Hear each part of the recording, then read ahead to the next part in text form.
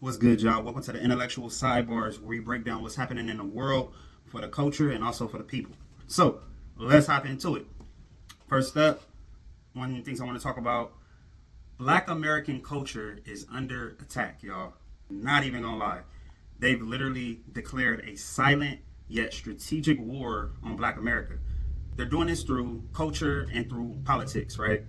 Essentially, right, they're trying to strip America from recognizing Black American achievements, right? They're literally labeling Jackie Robinson as a DEI hero, which is completely disrespectful and even nasty, right? You gotta think about it. Jackie Robinson served honorably in the U.S. Army during a deeply racist time in America, right? Like straight up. He already had to face racism getting into the baseball league, right? And before that, he had to face racism getting into the army and navigating that and coming home and still facing racism after he just fought for his country, right?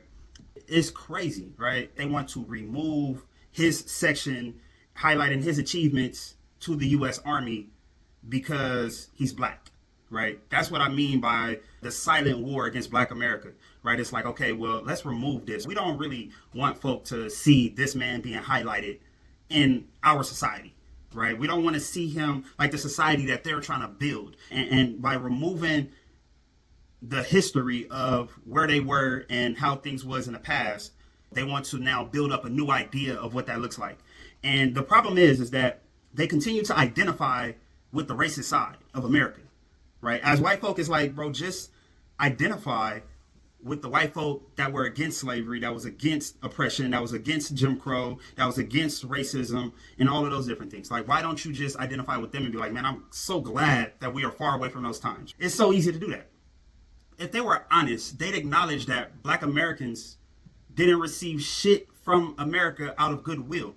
America got forced into equality because Black folk got to a point where it was like this and nothing else but this. It's insane, right? To me, Jackie Robinson is actually a shining example of what real DEI achieves, right? It's giving talented folks who live and were born in areas that may not get the look or may not get the exposure or may not get the opportunity, right? That's what things like DEI was meant to do, right? It was to provide exposure to people who would not have gotten the opportunity, but were actually prepared for the opportunity, or to actually provide that preparation so that we can have folk eligible for opportunities that are out there, right? Because of the unequal divisions in America. Now, I do understand that the way that DEI was implemented was not correct, and I think it probably left a lot of people up to their own devices and a lot of company up to their own interpretation of what that actually looks like. You definitely don't want to fault folk for trying, and then on the other hand, you want to fault folk for pandering, though, for sure. I think it's just about figuring out the balance between that, because yeah, like I said, DEI definitely could have been implemented a lot better, but America's war, right, and by America I mean this new administration and their folks, right, they're still looking at DEI as Black, right? They're attacking the Blackness of DEI and what it seeks to achieve. Even though on our end, we're like, bro, it wasn't even implemented correctly for it to be effective.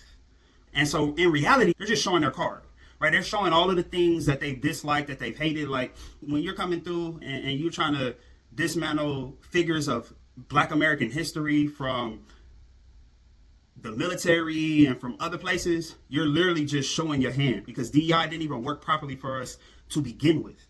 We had a problem with that, and now y'all are like, oh yeah, we're going to attack the whole broken system that didn't work for us. And in reality, y'all just showing us the real, like y'all really showing us the real racism that they have in their heart. If you label Jackie Robinson as a DEI hero, it shows us everything that we need to know, right? There's like clips of it, like they archived his pictures online in the Army's records and archived it under DEI heroes, right? Come on. Jackie Robinson, far from that. Merit in everything he did. He changed the game in the landscape of Black folk. And to just even take it a step further, they're also trying to erase Black history from major institutions like the Smithsonian, specifically targeting the National Museum of African American History and Culture. They're literally saying that the museum is racially divisive. Bruh, that's white supremacy at its finest, right? It's like, how do you remove evidence of America's actual progress, right? That is the progression of America and the progression of the ideologies, of the negative ideologies that didn't just permeate America, but permeated the world at that time. So it's like, how do you seek to erase that, seek to get rid of that, right? Because that is a signifier of societal progress. And they're like, no, sorry, we think that's divisive because we're on this side, right? Just by anybody who says that African American history is divisive, they're telling you that they're racist, straight up. Because in reality, Black American history and culture is not anti-white. It's anti-racist, it's anti-oppression, right? It's anti a bunch of fucking bullshit. But yeah, it's anti all of the bullshit, right? They're showing that they're on what we would signify as bullshit or as racism or as oppression. They see those things as good things, right? Whoever's in his cabinet and in his administration running these things and making these type of moves. The Jackie Robinson is only one of many, right? And now we also have the Smithsonian. And now we also have the African American History Museum. These things are signifiers of American progress, but they want to dismantle them because it goes against the type of ideology that they side with, right?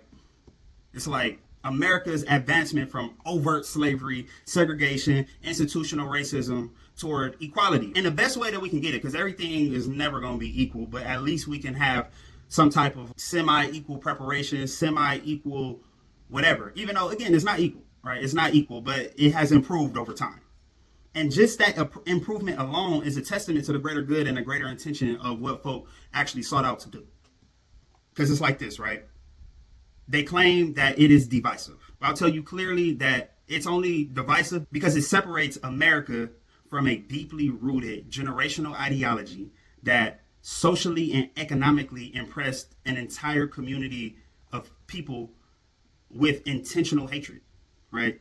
That history separates. That's what the history does, is it separates America. It starts the process of separating America from that ideology. But in reality, they want to bring it back. Because there's literally no reason, like there's no reason whatsoever to dismantle institutions like this and to dismantle sections of the Smithsonian like this unless you're trying to defend that. And they show that they've chosen their side. They've placed the museum's director on administrative leave, again, quietly trying to silence Black voices, silence Black leadership. They've cut 200,000 jobs from the government, right, through Doge and other initiatives and stuff like that. And so through that, we got to understand that, and I know folks have said this often, but after the civil rights laws passed in the 60s, Black people, and even in the 50s, Black people started to get public sector jobs. And those were some of the first occupations that Black folk had access to that could provide stable employment, stable wages, promotions, and etc. So that way they can climb up the ladder, right? So bottom line, y'all, like these executive orders and these intentions and these cuts, it's a strategic and coordinated assault on the socioeconomic progress and cultural history of Black America. Like trying to get rid of the history and Smithsonian of Black culture and Black history, literally trying to get rid of the African American History Museum, getting rid of Black heroes. That is, there again, it is a coordinated assault on Black progress. And I guess they're trying to get their get back for when folk was toppling over Confederate soldiers. But again, like that was a harmful culture and ideology that they held. Yeah, that's it. So yeah, y'all, let's go ahead and move on. All right, y'all. Another thing though that I want to say is there's a simmering Black cultural reconstruction happening right now. Right, I know majority of the podcasts are trash, right? Not gonna lie. There are a lot of content creators out there. It's like one of those things where it's just like an opportunity. Soon as there is a opportunity and folks see that folks are making a bag from something, everybody's gonna try to do it. Everybody, even if they don't got nothing good to say, even if they toxic, etc. Right? But there are also some that are legitimately fire and they're actually very good and they're actually very valuable to people's lives. Right? Some influencers that really carry a lot of value for folks, even though I always say that take everybody with a grain of salt, research everything that you hear, right? You want to have a versed set of knowledge, but you also want to not just up and believe everything that you see folks say. Anyways, so at the moment, I'm really loving some of the podcasts that are out there some that are talking about relationships, business, finance, and politics. There is a podcast with the Earn Your Leisure folks, the folks at Earn Your Leisure, they interviewed Dr. Bryant, and they had a really good conversation just about relationships and a black family. And I know like Dr. Bryant done been around and told a lot of dudes who are creating broken homes that they're like low functioning and stuff like that. But she do be having a point. And the problem though, when we look at some of these podcasts, the negative ones, is that it is profitable to exploit the negative aspects of our culture. If you say something that invigorates the primal portions of a person, right, where it's I gotta look at that because it's just crazy or it is outlandish or it's just grabbing a lot of attention, then it's just folks is gonna try to make money off that because now it's like attention. It's like whatever you can do to get the most attention is what could pay your bills, right? And so that's why I'm saying that like right now, I actually really appreciate a lot of these like some of these podcasts that are out here trying to have healthy conversations and important conversations and conversations that can progress people's lives, right? Because at this point, it's if you fix the culture, you can fix the people, you know? And I think that's a ground up and a top down type of thing, right? Like back in the days, and I've seen folk talk about this, but yeah, like folk got shamed for being on that BS. And like, at first I used to hate it when folk got shamed, but now when you look back and you see how that could correct folks' behavior, now it needs to be done with a little bit more intention and grace, right? Where we can like carry folks over to a better decision and better way of thinking. But in reality, we have to make sure that we are putting positive shit out for the people, right? For them to gravitate to. And I think folks need to also start calling out bullshit podcasts and bullshit folk who are spreading just BS into the minds of folks. But yeah, you know, I recently watched a podcast with Dr. Bryant and the folks at Earn Your Leisure, Rashad and Ian. And there's some great points brought up about like womanizing and manizing in our culture. And that is really toxic, right? That's toxic. And that's almost aspirational, right? And that's what we need to get away from is womanizing and manizing being aspirational in our culture, right? It's like how are toxic traits and toxic ideas becoming aspirational to our people? But something that needs to definitely be addressed and even like counteracted. We need to really start talking solutions. This is something that needs to be counteracted. Womanizing in our culture is something that needs to be counteracted. With the youth, with the older folk, if you hear your homie talking about womanizing a whole bunch of women, you know, call him out. You hear a woman talking about manizing a whole bunch of dudes, call him out. Like, I know it's a lot and it's a problem, but it start with you. It start with me, start with everybody, right? If we want to actually see a well-functioning culture of Black American people, right? Because this is one of the reasons why we have so many children out of wedlock and we don't have stable households. One of the main points, though, that I like that Dr. Bryant brought up was staying together no matter what. And that all boils down to choosing your person correctly. And I don't think we're even taught how to choose a partner. What do you want to look for? Because for me, I didn't really even know what I wanted in a partner until I got one. Until I was an adult, until I lived a little bit of life. And then I started to realize what are, like, based on who I am, what are some of the things that I need and how do I move forward? That was a learning experience for me. But there's something that needs to happen in our culture to bring us around to making better decisions about the people that we want to be with and the people that we want to procreate with. You need to have those conversations. We need to build up those frameworks, right? But I think that's an important thing is staying together no matter what. If you find somebody, you find that right person, you'll stay together, right? You won't want to throw that out if you find a good person. And then we also need to talk about raising great people, right? We need to be intentional, right? Be intentional. If you got kids, be intentional about raising a great person. Raise a great young man. Raise a great young lady, right? We need to figure out, like one of the things we need to figure out what's next as a culture. To me, after watching that, I'm just thinking we need to figure out what is the framework, right? What is the framework that we need to start teaching our children? Because one of the biggest things, though, is like what I think about, right? Because I'm like, yes, we need to make these frameworks, right? Like we think about what's next, right? What's next? How do we fix these problems? Because a lot of people, we're good at calling out the problems, but I'm not going to say we're bad at creating new solutions because we're not. The folk from the silent generation, like that OG generation that was all about marriage and household and having a bunch of kids and stuff like that, that was like the framework of that time. And a lot of that framework came from religion, right? Religion provided a great foundation for folk because it sustained and grew humanity up until this point.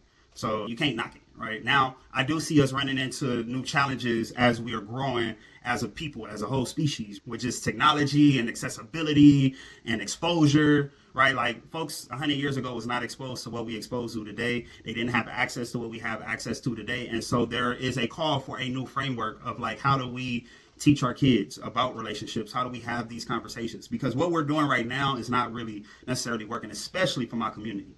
So I say that a solution, right, because I do want to be more solution oriented as I'm speaking on all these topics, is that we need to begin to create new frameworks and new ways of teaching our kids these different things, right? It's like regarding relationships, like we need to teach them more healthier practices in relationships. We also need to teach them how to choose a person.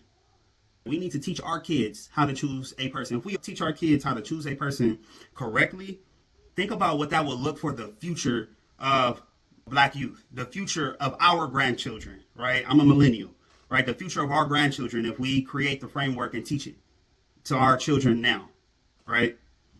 So yeah, again, that framework of relationships and marriage and everything was created way back in the day, and it still has value though. It still has a lot of value.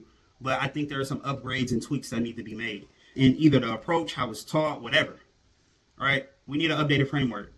So I definitely say go check out that interview, though. I thought it was some great conversation that they had and some great points brought up by both parties.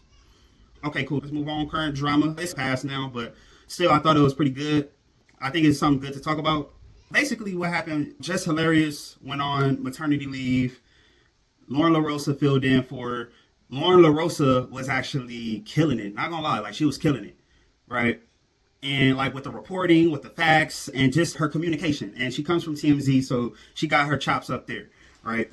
And yeah, I mean they started beefing over the position because I think when Jess came back, there was such a demand for Lauren LaRosa. When Jess came back, like they didn't want to necessarily let go of Lauren LaRosa. They started to beef because Jess didn't really understand why the hell she was still here. But it's like the people really wanted Lauren LaRosa there. They like, okay, boom, this is like this is a piece that's missing. And not saying that Jess didn't do her job well, because she did, like just being funny and witty and all of that type of stuff she was. But also Lauren LaRosa brought her own sauce to it too. But I will say, Black women, and I have a lot of experience with Black women, just like family, my spouse, mom, just everybody, right? Sisters-in-law, my own sister, like Black women can be territorial. Right, straight up. If something is theirs, it's theirs, right? Whether it's a person, whether it's a thing, whether it's a position, whatever it is, it's theirs. But what I loved the most was seeing them two Black sisters sit down and have a conversation on the air, right? They literally aired out their grievances. They talked about it. And it seems like they're moving past it together, right? With both of them still in the position. Like, I really appreciated that because from my personal experiences, that doesn't happen. My own personal experiences in the Black community, my whole life growing up in Watts, I lived up north in the Bay Area for a little bit, came back home, worked in various capacities. That don't happen often. I probably seen that maybe one or two other times where they sat down and had so I thought that was an excellent example of how Black women could handle problems in the future. It's funny to see Charlemagne trying to like cut the tension in the room, trying to joke and stuff here and there, not trying to take it too serious, hoping that they take it less serious. But it's, bro, sometimes, bro, you got to just shut up, bro, and let them handle it. So, yeah, I know bro is uncomfortable because, like, from my own experience, right, just me being me and, like, women being women, like, sometimes the tension and intensity that women could have amongst themselves could be a lot, you know, because they're, like, just really verbal and like back and forth. So I know bro was uncomfortable and didn't really know how to positively impact the space. But it's cool though. It's cool because that was solid.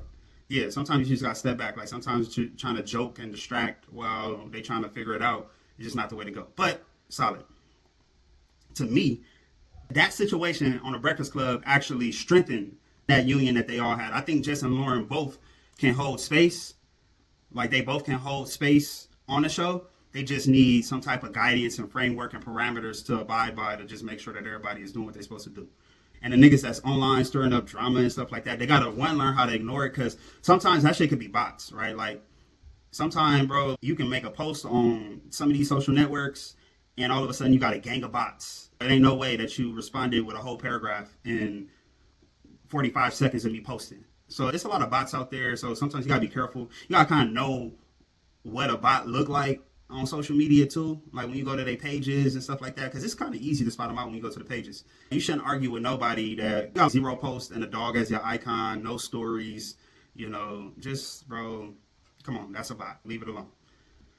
But besides that, the real motherfuckers out here trying to just stir up drama and stuff like that, man, they gotta cut that shit. They acting like straight bitches, like straight up. They acting like females. They let the black woman grow together. You should be posting encouragement. Yo, I think Jess and Lauren need to sit down and have a conversation about how Lauren can get on the show too. So yeah. That's pretty much it for what I gotta say about the Breakfast Club thing, because I thought that was dope. All right, real quick, y'all definitely want to talk about this too, man. I love Teslin Figueroa. She be out here really speaking her truth unequivocally. She be on point with it too. She said something, she popped up on my timeline, said something very important that I think that's very important. I do feel like we are in a do for self movement, right? She said a little something about do for self and stuff. I think it's some credence to the do for self movement. I think like you have to do for self and you have to build yourself up so that way you can be a valuable member of the community. So I definitely think folks do need to do for self.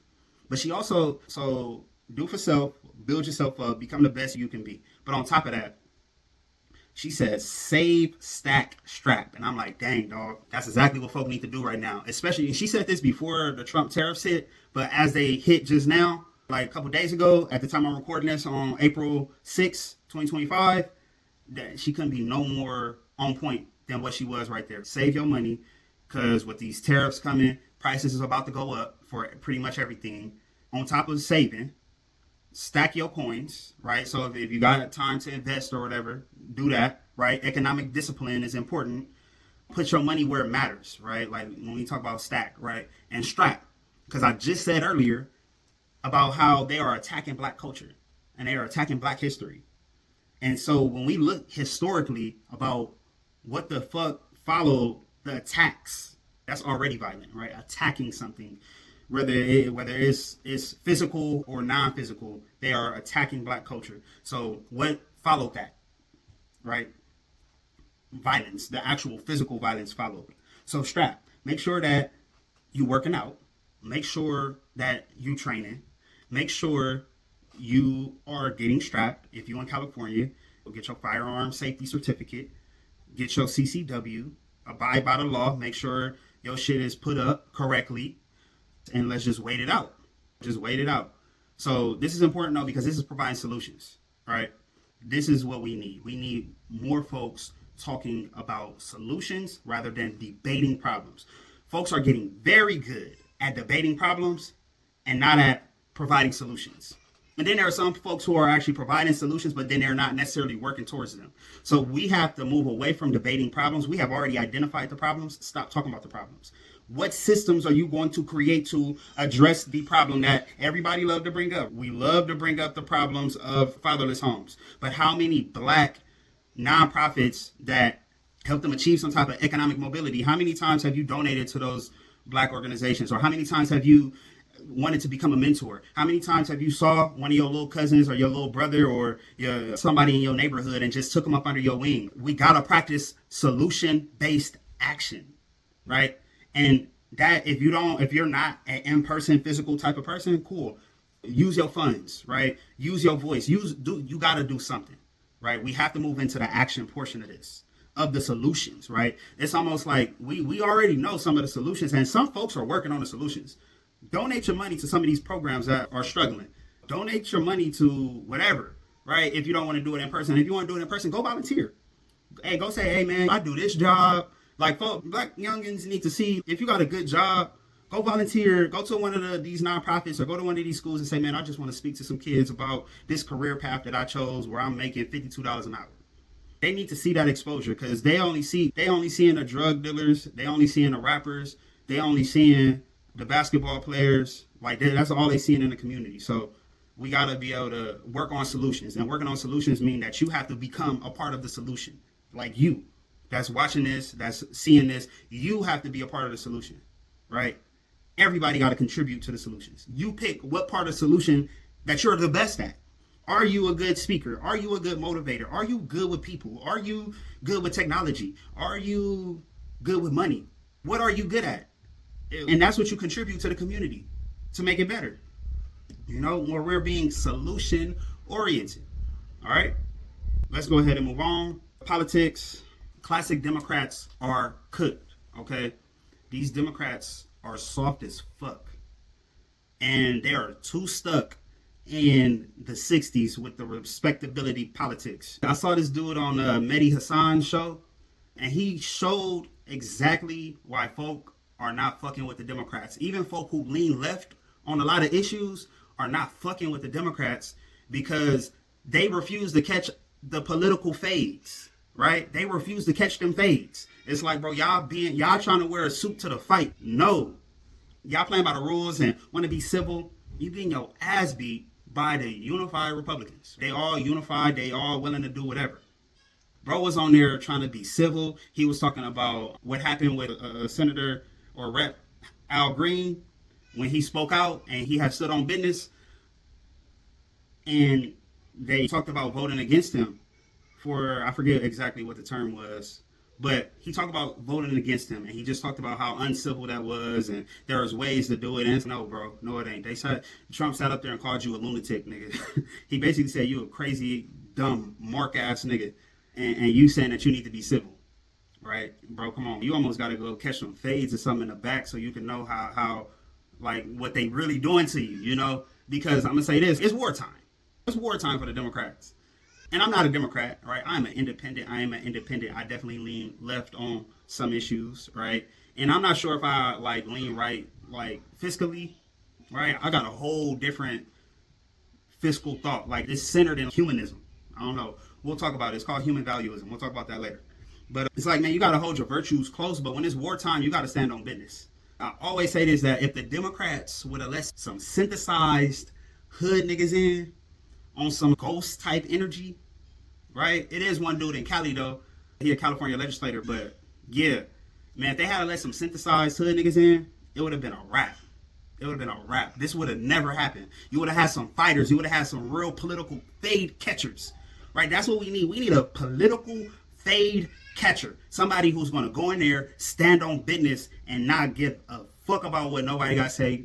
Like, bro, if you ain't respecting me, I ain't respecting you. And I'm going to come at your neck just how you coming at mine. Because, yeah, I mean, like, just think about this, right? Yeah, that interview showed me, that just verified, like, the Democrats, like, bro, it's cooked. It's almost time for a new party. Like, for real. It's almost time for a new party. Like, of some, we need some new tenets, some new principles, and some new people. Because I'm not sure how much of our best interest that they actually had. Now that we look back on it, it's like, okay, did you actually have my best interest at heart? Or did my best interest tie into your best interest? I will say, like, Bernie Sanders, what Bernie Sanders is doing, I respect that. I respect that. Like, I do. And just to move on a little bit, talk about these tariffs with Donald Trump, man. Man, bro, it's crazy because you call it America first, right? But tariffs are not helping nobody eat. Matter of fact, it's taking food off folks' plates, right? But yeah, y'all, man, these tariffs are crazy, right? He's doing these blanket tariffs across, I think, like 10%, and then reciprocal tariffs, but then he got this equation that don't really make sense. And all it's going to do is raise prices, right? Because it's like this, right? The stuff that's coming from a different country that was made at a cheaper price of labor than it costs in the United States come to America. And with Trump's tariffs, he's going to tax that. So now the person in America has to pay more to import that. And because they have to pay more, if they have to pay $5 more, they're going to raise their prices $5. Or they can eat the cost and they can just eat that $5 and take a profit loss. But I don't really see a lot of business folks doing that, like taking that loss. They might if they like Trump, but I doubt it. Who's going to do that, right? So prices are going to go up. And I'm just like, bro, that whole tariff solution is dumb, right? It's dumb as hell because it's okay if you're going to raise prices, if you're going to do something to raise prices on goods, why don't you just raise minimum wage?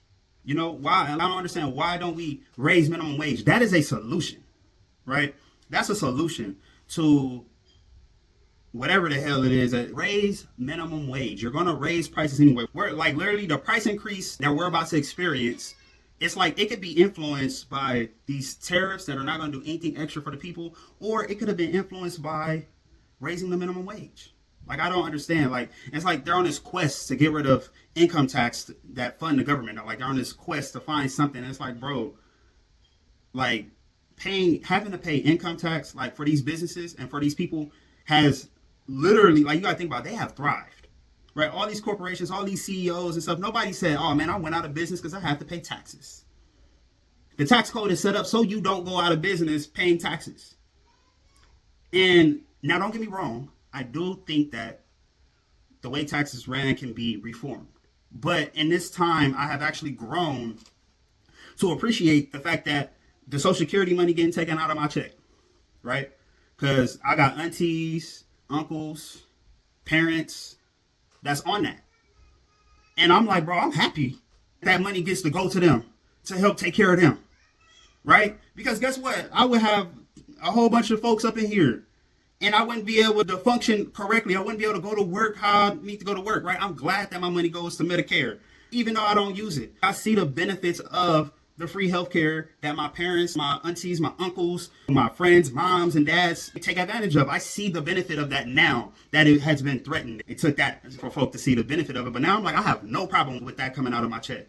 No problem. At the amount that's coming out, I have no problem with that, because you got to understand what society would look like without healthcare. You talking about taking 10, 15 years off folks, or taking another 10 to 15% out of the money that folk don't already have. Have grown to respect it. I definitely think that there is a serious reform that needs to happen, though, so that way it can be more constructive, right? I don't think it's constructive yet, even with welfare and stuff like that. I think it needs a reform. I don't think you should take any money from it. It just needs to be reformed. It needs to be more streamlined. It needs to work a little bit better for the people. Okay, cool. So just back onto the tariffs, though, right? So I just saw recently that Wall Street is begging for the White House to send out another stimmy, right? Because that's how bad they predict that the economy is about to get. And what's interesting is that when you think about that, it's like, bro, if Trump gives another stimulus check, that would legitimately solidify him as the dumbest, most hypocritical president of all time if he writes a check for another stimulus. Because the stimulus money is what contributed to the inflation that we have seen over the past 5 years. Right? The stimulus money is one of the biggest contributors to the inflation from both Biden and Trump. Right? So if he does that, that would be idiotic. And don't get me wrong, this is a hard predicament to solve. Right? Because it's okay if you double down on tariffs and you just keep going with that, then yes, households are going to be spending way less, because we're going to have to focus on the bare necessities. If our wages stay the same and prices go up, then everything is about to go. Like, folks are about to stop spending money like crazy, right? Folks probably going to stop trusting the banks. Like, I would not be surprised if we slipped into a depression. Not even going to lie to y'all. Just by the way that shit is looking, we could definitely slide into a depression, because if prices raise too much and folks have divested this much from the stock market, man, I don't know. Like, the odds are high, right? If I'm curious, what are the outcomes? Because it seems like China wants to fight the trade war, and Canada want to hit back, right? Mexico seem like they complying. The EU want to fight back. Everybody want to fight back. Everybody want to fight the trade war, right? I don't know. It don't seem like it's going where it needs to go, or that it will go in the direction that it needs to go. Because in turn, Trump, the thing is that America is a consumerist nation, right? We are a consumer-based nation. And so through us being a consumer-based nation, that's why the world loves to export products to America, because they have cheaper labor costs. They can export their products here and they can go make a profit by exporting us cheap goods. And sometimes they might not even be really cheap goods, right? And by turning off the consumerists in America, now we are buying less products, right? We're buying less products, which not only hurts the global world market, but it also hurts the entrepreneurship and the businesses that exist here. And they're probably going to hurt the businesses that exist here more, because they have even more overhead costs, right? Now, because of the divestment from the stock market, that's just going to cause a shortage of the circulation of funds, Like I said, the point of globalization, right? Don't get me wrong. I think that it can be updated to be a little bit less exploitive, right? But to me, is that it lets countries specialize based on what they're good at, right? They can specialize in certain labor things. And I heard Tim Cook talk about how Apple is really precise and they are really skilled with manufacturing things. They're good at what resources they have best, whether that's skill, whether that is the resources or mining the resources, refining the resources, whatever it is that they have that they can contribute, right? They can specialize in those things. And then they can send, and we can have access to their skill sets, right? A global skill set. We have access to labor, and we have access to minerals, and we have access and access and access and access to these things. And they sell it here. And then we combine those resources that they have that they're exporting here, right, or products or whatever it is that they're exporting here, we combine that with our innovation, right, to create new products. Because of the way that our society is structured, folks just are naturally just innovative and they think outside the box, and the entrepreneurial bed is ripe, right, and it's aspirational and it's very rewarding, and so people want to think outside of the box on how they can add value to society. And so the other nations that are now in development, they are like, hey, we do this. You can get this for half the price over here. And we're like, okay, bet. If we come up with more ideas, we can utilize that, and that to build over here. But the thing is that in America, labor is just too high. And we don't have access, and labor is too high. So even if we do have the minerals here, like, bro, it's going to cost 10 times more to get it out the ground or out of the water or wherever the hell it is. It's going to cost 10 times more here than it is going to cost from Vietnam or wherever. Because like I said, bro, that's what I'm saying. If it's America first, raise minimum wage, right? And then additionally, as we think about it, America exports innovation, right? And so if America's greatest export is innovation and also culture, then it would be important to invest in that. That is like a part of human capital, right? Innovation is human capital. Culture, that's human capital, right? Invest in those sections, expand that, because folks buy that all over the world, right? American culture is in the product, in movies, in music, in art of all types. Folks are buying that all over the world, right? Innovation, tech. We got innovations in tech. We have innovations in just programming and structures and how we deal with humans and what we know about humans and science and all of these different things. Why is there not a doubling down of that? Because that is what has made America the cultural influence of the world, right? Is those type of exports. We did the labor, we did all of these things. We created machines to make these things more streamlined and made it to the point where we don't even have to do it. We've done it to the point where we started to export ideas, right? We started to export concepts.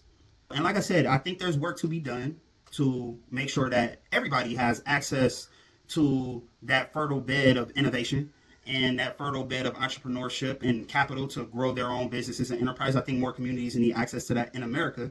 But essentially, when you're just looking at it from a macro sense, that's what we export, right? And so if that's what we export, and we export that, and it gets refined abroad and imported back as products and services and stuff like that, it's like, come on, like I don't understand. Like, it's almost like you should have an understanding of what is actually like what has propelled America forward and what like folks actually depend on us for and actually look up to us for and about. That's just how I look at it. I don't think that we need more manufacturing jobs that are going to be taken by robots. I think we've been there already with the manufacturing jobs. I think America failed to upskill people to see that this globalization thing that we're about to take advantage of is going to cause folks to lose jobs and income, and communities are not going to know how to adapt. And so America was supposed to come in and help folks adapt way back in the 70s, way back in the 80s, but they didn't.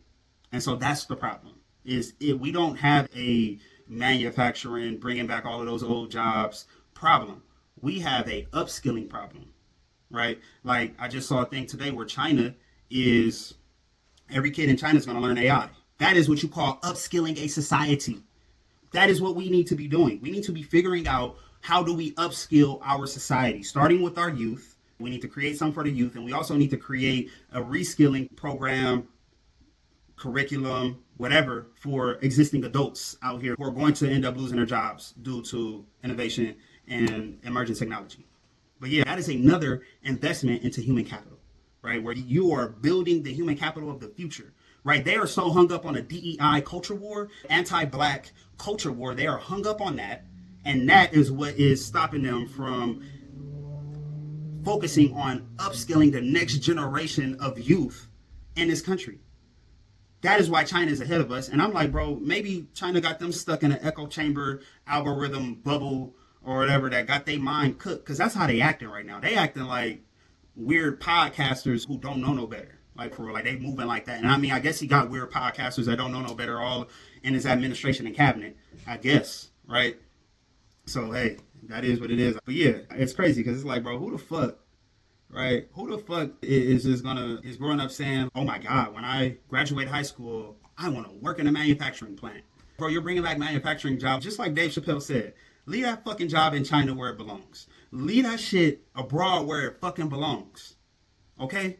Send them the motherfucking robots. Teach these kids how to think and be innovative and create new things and continue to lead the world. Because that's what, like, bro, we about to be China's manufacturer. Like, what? Like, man, come on, bro. Y'all gonna be mad when they try to open up that BYD plant. You feel me? The China car when they try to build that BYD plant and oh yeah, Trump, you need a manufacturing job. Oh yeah, bet, be our manufacturer like we was yours. Because now we number one. Because y'all don't want to invest in human capital. Y'all want to go on a witch hunt, on a DEI, anti-black witch hunt. And y'all want to get rid of human capital, right? Like, y'all want to get rid of the human capital that fuels y'all culture, that y'all export around the world, that allows, like, that even got Chinese folk wanting to be black. Like, y'all done seen the Chinese folk with the locks and stuff like that. They get their hair all pinned together to try to get locks. Come on, bro. That's our culture. They want to be like us. You should leverage that.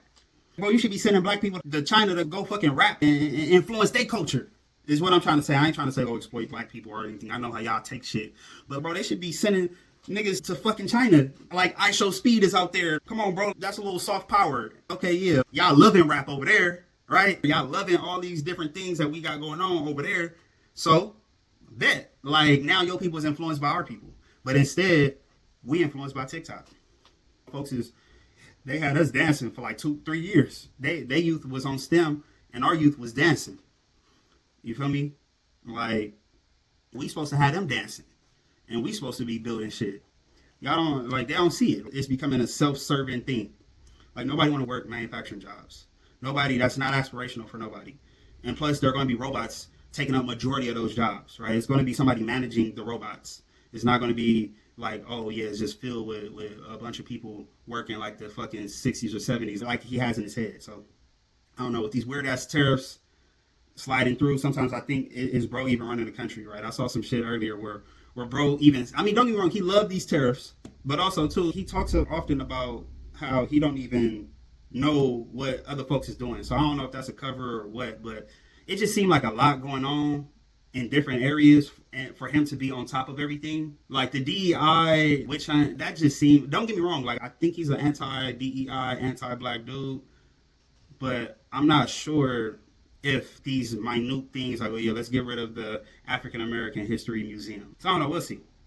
But just on the notion of that, the NVIDIA event, right? I saw something from the Earn Your Leisure dudes, right? They talking about how robots will be replacing humans in the next 5 years, right? The NVIDIA event where they're talking about all of their AIs and robotics and everything that they're developing.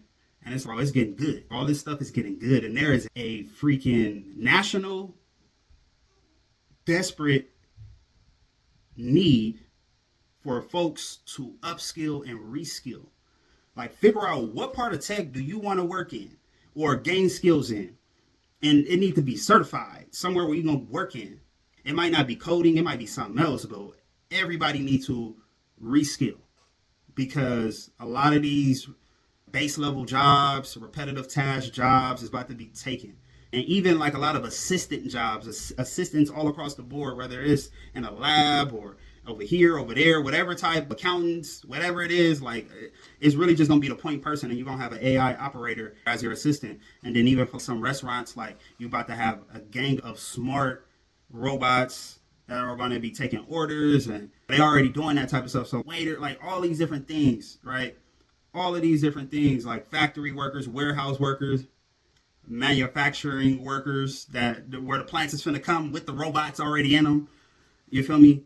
They're honestly, like, for nationally, reskilling is important. Even me, right? I'm even considering a couple different pathways of reskilling and upskilling myself to get certified in a couple different areas of tech that are going to be where the jobs are going to be around, right? So I'm even thinking about those things. But there's a need for a global collaboration to happen ASAP, right? Because we have to figure out a way to handle the massive job displacement. Because these CEOs are not going to hesitate to get rid of people in their jobs, in their organizations. They're not going to hesitate, okay? Because they're not going to hesitate, it is vitally important that there is a plan all across the board. Every community, every nation, and the globe as a whole need to figure out how to attack this. But I doubt that they are, because there is not good leadership right now.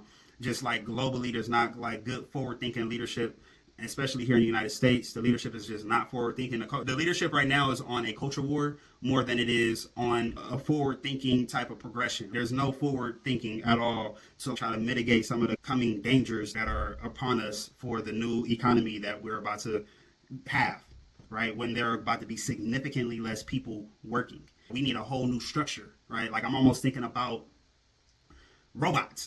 UBI, right? Like UBI and just a plethora of like different things that folks could do in different systems. There needs to be a new system. Like, folks need to start thinking about upskilling, right? Because these robots are getting good. This artificial intelligence is getting massively good, massively fast, right? Like literally ChatGPT, you can now generate whole reports, right? Where they go through 60 sources, right? And read it and construct a whole entire report on whatever you wanted to do a report on. I'm using this stuff for work to make me work 10 times better and 10 times faster. But that, to me, that's not enough. I need a new skill.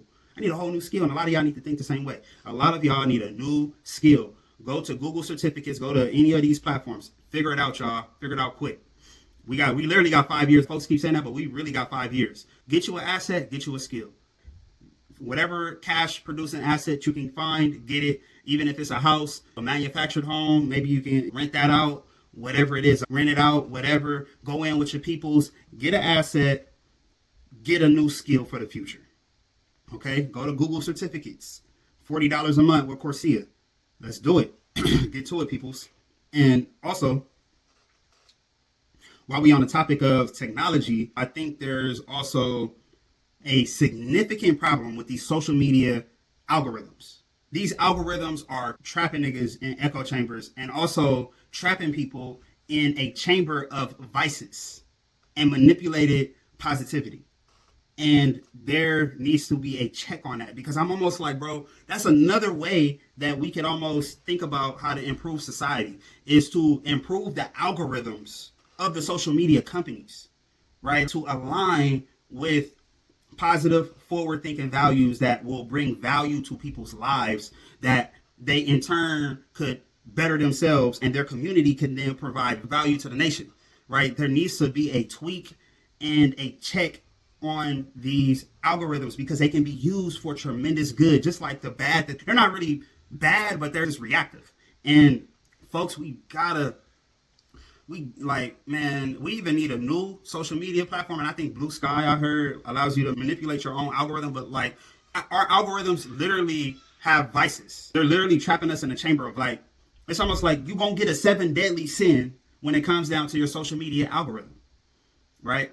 Like, you're going to get, if you're into food, they're going to give you all the food that you can. Oh man, you're going to get all the local food. Scroll, food, burgers and fries, a burger fry, like tacos. You just getting food, sushi, everything. You're getting all this food. Now you're hungry. Now you want to eat. Now all you ever want to do is fucking eat, right? Then some folk, ass, right? Now you got ass. Now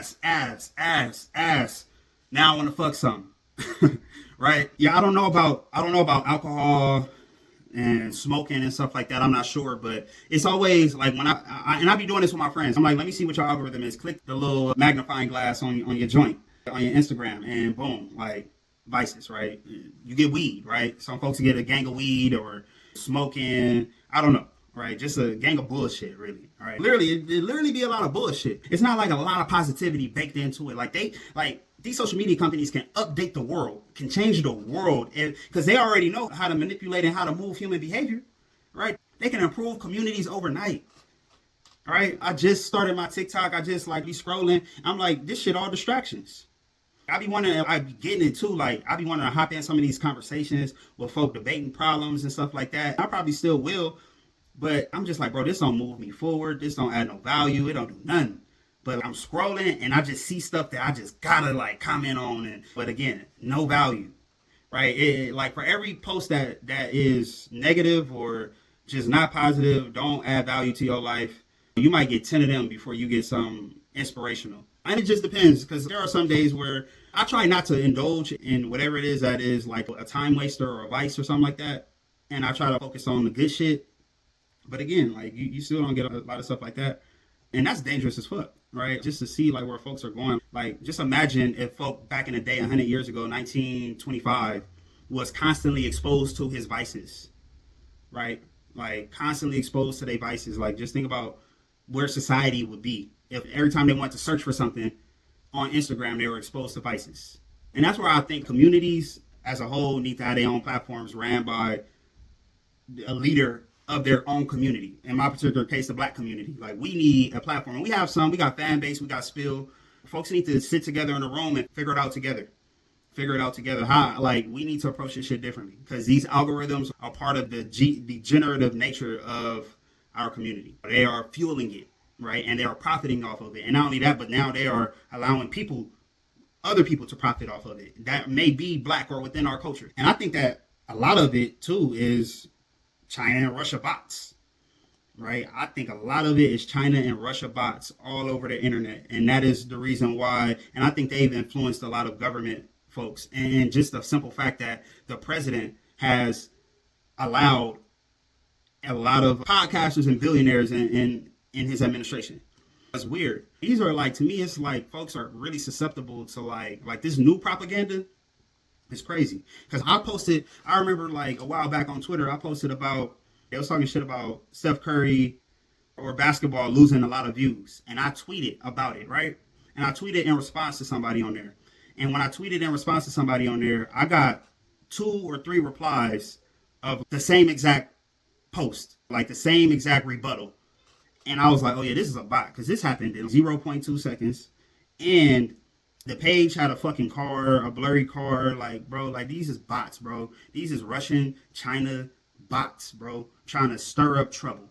Literally, just trying to stir up shit. Like, even on Threads now, I be seeing like outlandish posts about, oh yeah, Jay-Z paid $40 million for this, so boom, or Jay-Z did this, and Elon Musk about Jay-Z and Puff and shit, bro. You read this shit, like, bro, and people be up under there really, yeah, that's what he get, or that's what he should have did, or I can't believe he would do that. It's like, bro, these are bots stirring up people, just literally just causing confusion about what's true and what's not true.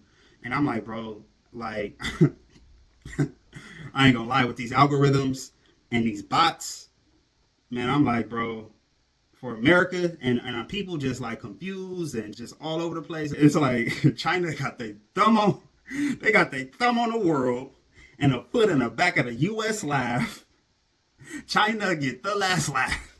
I got my thumb on hip hop and my foot in the back of your ass. Aftermath get the last laugh.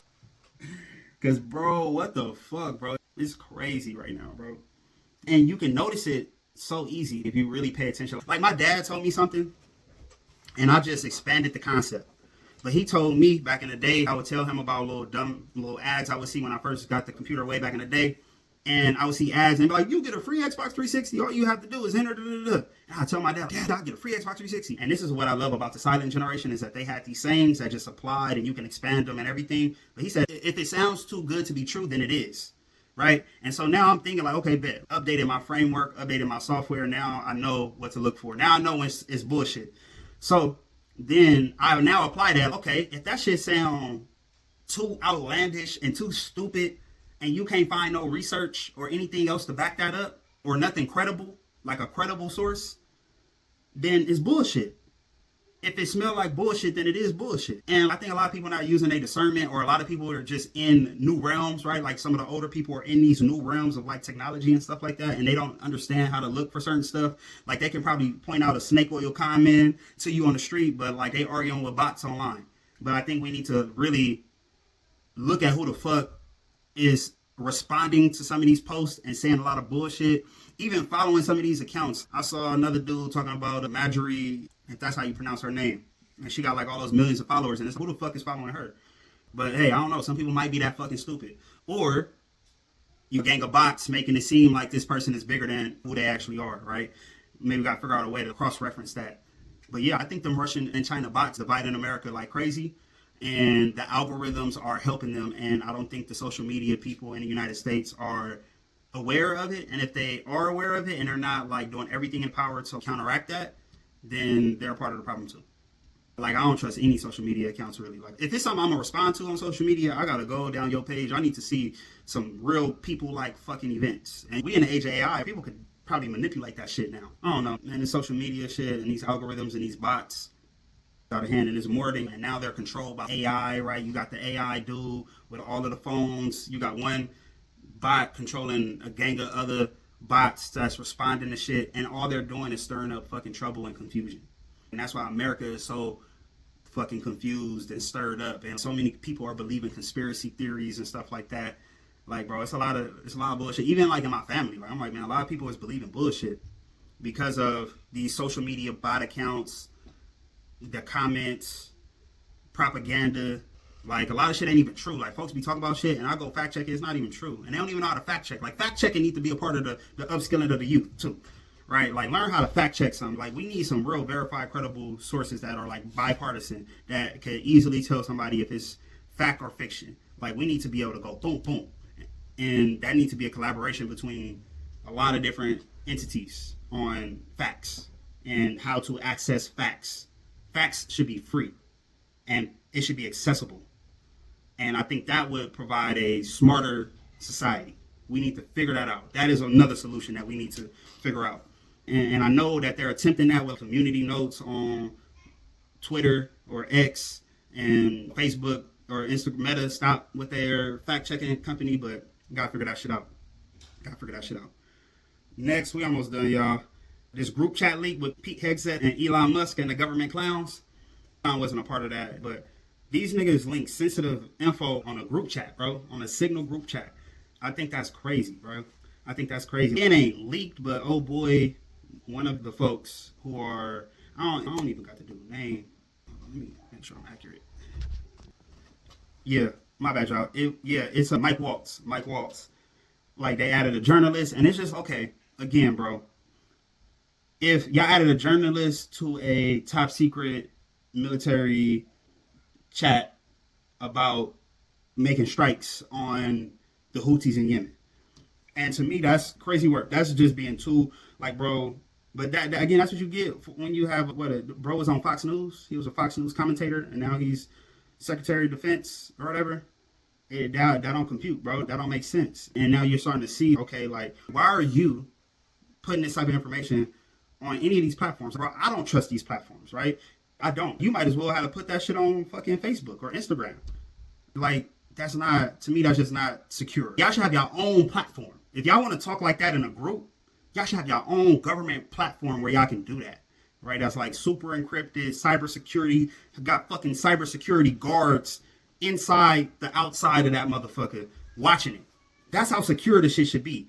Why the fuck is a journalist being added to that? Shit should be vetted. Nigga, the fucking system should be like, nope, who the hell is this? Get him out. You shouldn't even, bro, you should have a special app that you gotta download. You gotta get access. You feel me? Like, why don't I gotta, if y'all wanna have these type of conversations, you should have an app that is top secret where you can have these conversations at. I don't get that, bro. I don't get that at all. And I feel like Xi Jinping is laughing his ass off right now. Laughing his ass off. And I wouldn't be surprised if y'all making a mistake like that. I would not be surprised if niggas was already in our shit. If you making a mistake like that for Walt, I forget the journal or the publication that journalist that got added into the chat is from. But if a journalist is getting added to top secret United States conversations, like in group chats, I can only imagine where the fuck China is at. I can only imagine. If the Secretary of Defense is communicating through Signal and you got the wrong person in the Signal group, nobody checked it, bro, I can only imagine where the fuck China at in our systems, in our intelligence. They probably got the whole shit. They probably got the whole joint. If y'all slipping like that, I can, bro, where there's smoke, there is fire. Like I said, they got their thumb on the world. They got their foot in the back of the U.S. ass. China get the last laugh. I got my thumb on hip-hop and my foot in the back of your ass. Aftermath get the last laugh. That's what we looking like right now. And they don't even see it. Again, they think that DEI, oh my God, like DEI and tariffs is going to save everything. No, nigga, we need strong people. We need strong, smart people from every community to be innovating and building shit. That's it. In closing, y'all, I'm almost done. So, I got a hot take. Doge is a good idea. Elon Musk should not run Doge. But I definitely do think that there is a billionaire that I would trust running Doge. And that billionaire is Ray Dalio. And to be honest, Elon Musk probably got his whole sauce on that concept of Doge from Ray Dalio because he's been talking about this shit for years, right? 5-6 years he's been talking about how nations go broke, how nations collapse, how they lose power, and all of that, right? Ray Dalio should be running Doge because Ray Dalio actually understands, and he's done the research, like massive research, and written books on what makes countries great and what makes countries fail. That's the nigga that needs to be running Doge, that needs to be determining what to cut, right, and what to invest in. He understands that education, human capital, and defense are some of the most important things that build a nation, right, that build a strong nation. He's the guy, to me, that needs to advise a presidential figure in order to turn this ship around, right? If he can predict, if he's been able to do the research that literally identified the specific causes that make nations fall, then he should be able to predict or at least conjure up the conditions that are needed to allow a country to prosper and go back up and to counteract the downward curve, right? Or to create some type of multipolar world order if it's inevitable that China gets that place. I think that is the key, right? Because, okay, and then you got to think about it too. Musk built Tesla and SpaceX largely in the Obama era from those government subsidies, right? So his legacy already is a little bit questionable, right? He built this whole joint off of government subsidies, right? And also government subsidies from the libs that he's trying to destroy now. His whole customer base was liberal. And that's why they trying to burn his cars and blow them motherfuckers up. That's why folks are doing that right now. I feel like Elon Musk is one of them motherfuckers who is directly influenced by them damn Chinese bots, and Chinese and them Russian bots, because he moves so damn reckless. And again, the Twitter algorithm is just fucking bot information, bot takes. He be looking at people like, oh yeah, this is real. Like that person probably got that information from a fucking bot.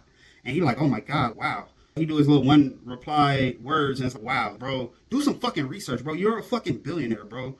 Do some fucking research on these issues. Try to understand them first. Let's say this. Elon Musk has showed us that being rich does not equal smart, right? Wealth alone should not grant major societal decision-making power. I feel like him or Trump do not understand that people built their livelihoods off of some of these systems and programs that have existed. People have built entire livelihoods off of these things, right? So because people have built entire livelihoods off of these things, you can't just uproot them because you'll disrupt people's livelihoods suddenly. And because they're not billionaires and millionaires and 100,000aires, they won't be able to take that, right? Their life could spiral. He could spiral people's lives, but they don't give a fuck. Why? Because they're on a DEI witch hunt, right? That's what Doge is targeting, is anything related to DEI. That's the first thing. Oh my God, it's just so wasteful to try to give Black and brown people and underrepresented people a spotlight so that way they can be seen too in society. And I get it. Again, like I said, I know that DEI ain't really worked the way it's supposed to and stuff like that. I get it. I know. I understand. But still, like, bro, like, yeah. Like these billionaires, like they're both billionaires. Like they both never really had to struggle. Like his dad, Elon Musk's dad, talked about he was rolling Rolls Royces and taking private planes as a kid. Trump, his dad gave him $1 million loan to start his business to get started, right? Like he inherited a lot of his dad's wealth. So like they can't empathize with somebody who gets their whole entire livelihood uprooted, right? He thinks that, oh yeah, you just go ahead and find another job or find this or do this. Bro, some people can't, like, or some people like the time in between could ruin somebody's life. Right, the time in between getting a job, having a job, or benefiting from how this system is set up, like, bro, and one day it's gone, bro, like, folks' whole livelihoods will be impacted negatively. Then we're letting him try to buy votes, right? Like, man, he should not be able to be having $1 million giveaways for that type of shit. But I don't know. We got to look a little bit more into that. But the $1 million giveaways is real sus, right? They talking about that's for grassroots organizing and stuff like that. But a $1 million giveaway, that's not grassroots organizing. You feel me? That's lottery tickets. That's treating votes as lottery tickets. So, nah. That's like, oh yeah, you vote for this, you could turn them, and you know, maybe we'll give you a meal. You might want a meal if you vote against this judge. No, that's not right.